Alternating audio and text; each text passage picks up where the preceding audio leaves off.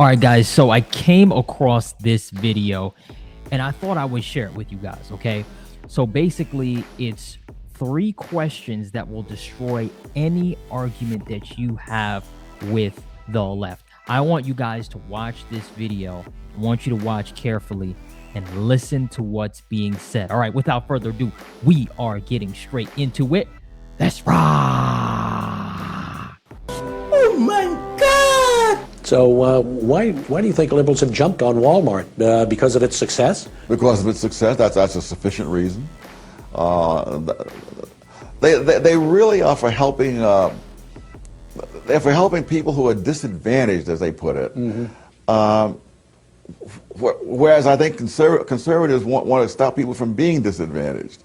In other words, the liberals want to help the poor while they're poor, but really the biggest benefit is to stop them from being poor. And that they have very little interest in. What is the liberal premise?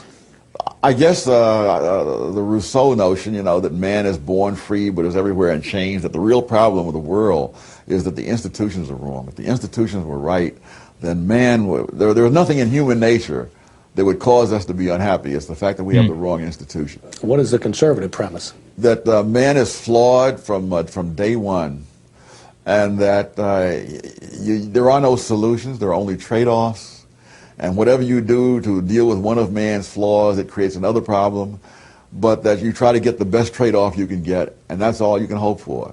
I've often said there are 3 questions that I think would destroy most of the arguments on the left, and the first is, compared to what? The second is, at what cost? And the third is, what hard evidence do you have? Now, there are very few ideas on the left that can pass all 3 of those kinds of things. Can conservative ideas pass those? Yes, I think so, because they don't assume that there is a solution out there. Adam Smith didn't believe that either the government or the market could solve all problems. Man, I wish I would have seen this video sooner.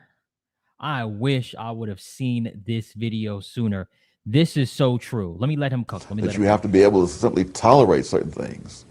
And the idea to the left of tolerating any evil, that they want to stamp out the last vestige of segregation. Really? At what price?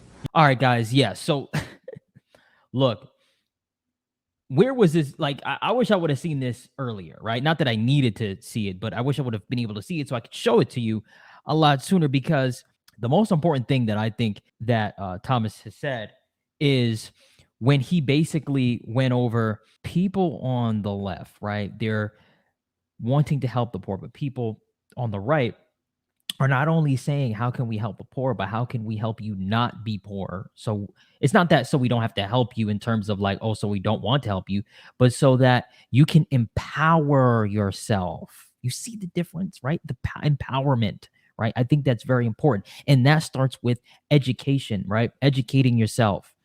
And to be quite frank with you, the one thing that isn't being said in this video that I want to say, so obviously by the time this comes out, the election's over, Donald Trump has won the election. But the one thing I can say is, first of all, I knew he was going to win. And if you've been watching my videos, right, on this channel, and we have another channel called Woke Virus, if you haven't already, we may leave the link to it down below. But anyway, what I say in that video is essentially, or in the videos that I've put out, is that there's been a shift.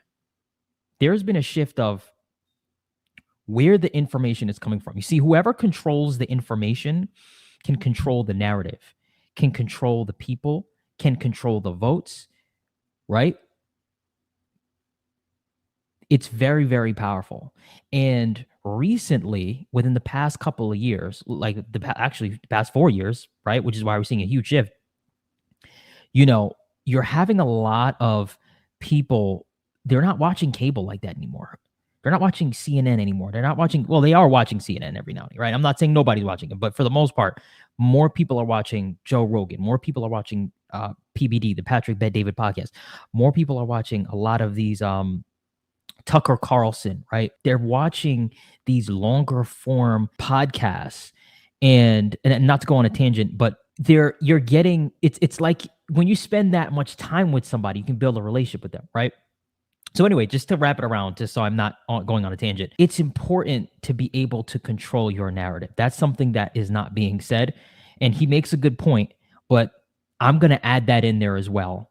Because if you don't control your own narrative, right, from your own perspective, right, and have been able to show proof that I've been able to do that, right, which is why Trump did so well. Because now, because remember the first term when he said America great again, a lot of people thought that, oh, what are you talking about, right? Like, especially people of color. Let's just be honest. I'm a person of color, and I'll tell you straight, right? People felt offended by that. But, when he did run again, now we could say, oh, remember when the gas prices were lower? Remember when groceries wasn't expensive? All this stuff. So anyway, I say that to say, and I know I did go on a tangent, but I say that to say, and I hope this is resonating with you guys seriously, because I do mean this. I say that to say there's a shift happening at this very moment right now. But yeah, so guys, let me know I know I'm going on a tangent, but guys, let me know what you think, okay, about what I said. And I love what this brother said, because it's so true. It is so true. And yeah, that's pretty much it. All right, guys. So let me know what you think about what he said down in the comment section below. Make sure you slap the like button, kick the subscribe button for more. Until next time, peace.